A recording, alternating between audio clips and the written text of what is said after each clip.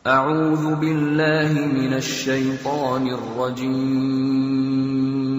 Bismillahirrahmanirrahim. Ustaz pernah menerangkan salah satu kajian mengenai qada dan takdir. Yang ingin ditanyakan, jodoh itu termasuk qada ataukah takdir? Oke? Saya tidak menerangkan masalah qada, saya menerangkan masalah qadar dan takdir. Ya, karena qada, ada qadar, ada takdir, itu berbeda. Ya, ada qada, ada qadar, ada takdir. Yang saya maksudkan kemarin qadar. Qadar itu ketetapan yang telah diberikan oleh Allah sebelum kita terlahir ke muka bumi ini, ya, dan tidak bisa diintervensi, tidak akan berubah sampai kita wafat. Jadi ibu sampai nangis darah pun bikin status jutaan kali untuk merubah itu tidak akan pernah berubah. Ya, di antaranya ada dua, satu rizki, kedua ajal.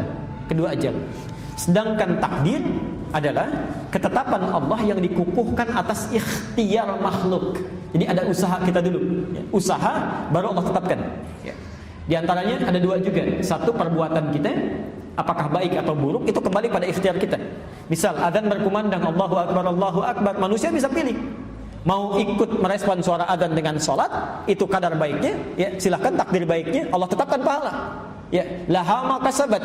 Tapi kalau dia memilih yang buruk, dia hindari adzan, dia kerjakan yang lain misalnya atau bahkan maksiat, wa 'alaiha maktasabat, Allah tetapkan. Ya. Ya, supaya manusia memilih yang baik, Allah turunkan hidayah, diberikan hidayah. Quran surah 29 ayat 69. Jodoh masuk yang mana? Jodoh masuk kepada takdir, ya, bukan qadar. Dia harus usaha dulu, usaha cari. Makanya kata Nabi, tunkahul mar'atu li arba'in. Ya, perempuan dinikahi lewat 4 hal. Kenapa bahasanya dinikahi? Karena perempuan cenderung menunggu laki-laki yang aktif, ya. Tapi bukan berarti perempuannya diam, tidak, menunggu dalam kebaikan. Jadi kalau ibu ingin mendapatkan misal anaknya calon yang saleh, anak perempuannya, maka perempuannya pun beramal yang saleh.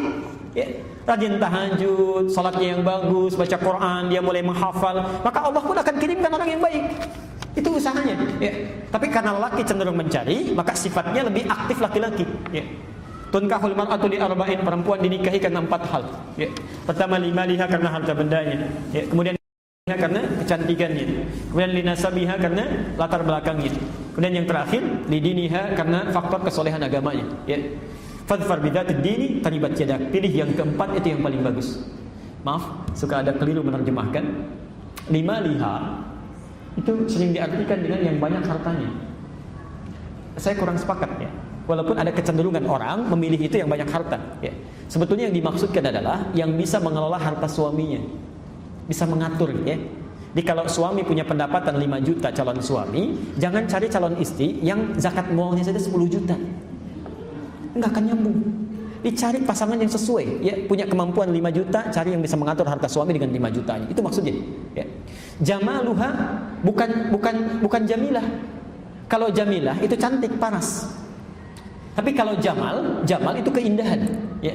Kadang-kadang mohon maaf, ada kecantikannya nilainya misalnya 100, ya. Tapi cerewetnya juga 1000. Ya, itu bisa jadi nggak nyambung, ya. Yang dimaksud jamal itu kecantikannya bisa kepada paras, bisa kecantikannya di dalam. Orang katakan inner beauty misalnya, ya. Ini itu yang membuat ketenangan dalam rumah tangga. Saya beri contoh, misal istri Nabi Zainab dengan Khadijah, cantik mana? Sudah pernah lihat belum? Bagaimana bisa jawab itu? Oke.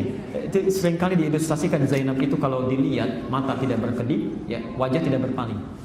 Karena itu Nabi pernah dituduh, Nabi itu menikahi Zainab karena hasrat saja. Ya. Tapi itu terbantahkan oleh fakta sejarah. Beliau tidak punya keturunan dari situ. Ya. Dan yang paling menarik, ternyata dengan Khadijah itu yang disebut-sebut sampai dalam mimpi Khadijah. Masya Allah.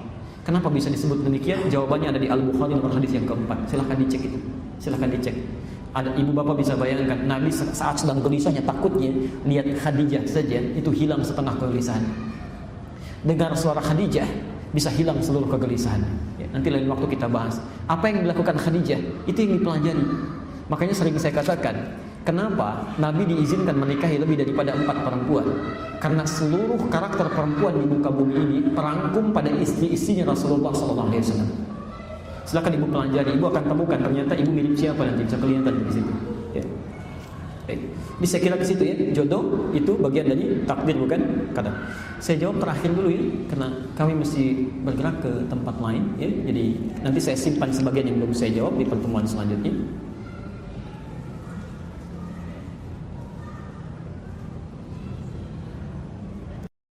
saya jawab terakhir dulu ya, karena kami mesti bergerak ke tempat lain ya. Jadi nanti saya simpan sebagian yang belum saya jawab di pertemuan selanjutnya.